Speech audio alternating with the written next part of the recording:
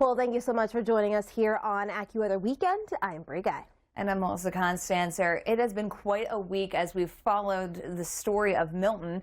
And of course, this is only a few weeks after we are talking about Helene, and there's still a lot to be done, especially through western North Carolina. I know. It's been a devastating last 2 weeks, especially when you look at all of the impacts when you pair them together with Helene and Milton. Not just, of course, across Florida. We're still monitoring the situation across the southern Appalachians. With that, we're going to get you started with a look at satellite and radar here across the country, where we are tracking, again, some action further north, but further south, Melissa, not a lot happening right now on SATRAD.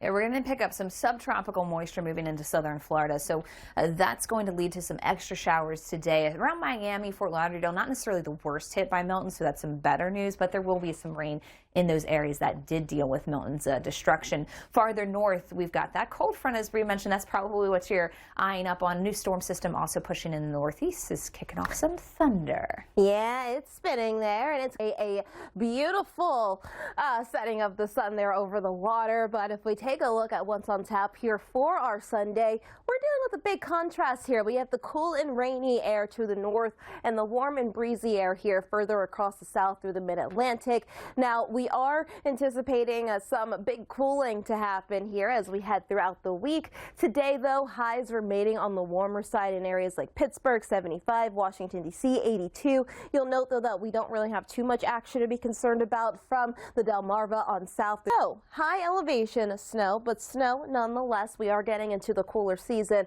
across the northern Green and White Mountains, even through western Maine and even down through the Adirondacks as well. So we're monitoring that situation even through northern Wisconsin, where it's going to be chilly enough to support some mountain high elevation snow.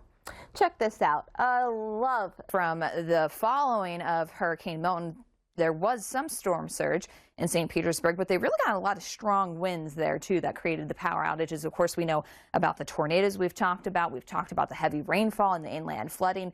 So there were several different impacts. We are continuing to as we take you across the Gulf Coast. The other side of it has been really quiet as far as tropical systems are concerned, so that's some great news. But off towards the north, we are still dealing with some heat in places. Little Rock, 91 for that high. We're at 99 in Lubbock. Record challenging heat today for several cities. Even Dallas is well above historical average. If you look at Austin, 93 puts us in the record territory range, but Lubbock should break that record by 7 degrees. Of 92 degrees. So daily record highs will be challenged as we head through today. Monday, we start to shift that heat a little farther south and a cooler dose of air comes in. So for a few lucky folks, we'll be talking about some relief in a few spots. First up, Oklahoma City, 86 for that high. Dallas coming in still at 96. 80s. We're starting to come out of it, and by Tuesday and Wednesday, back to the mid-70s. That's where we want to be this time of year, so things are better then. Well, the federal agencies were no stranger to FEMA's benefits, especially across the Northwest, where we've had several large fires, and that can also be one of the challenges that we have, unfortunately, this time of year, fire season in the West. The good news is we will see some big changes this week across the West, but it will come at the price of some fire danger. 76 for that high in Boise as we head through your Sunday. Farther south, there's that record challenging heat in Phoenix. As we push our way towards Medford, at least a few showers still possible. But look what big changes for the western U.S. Wednesday into Thursday, we'll even have some rain into northern California.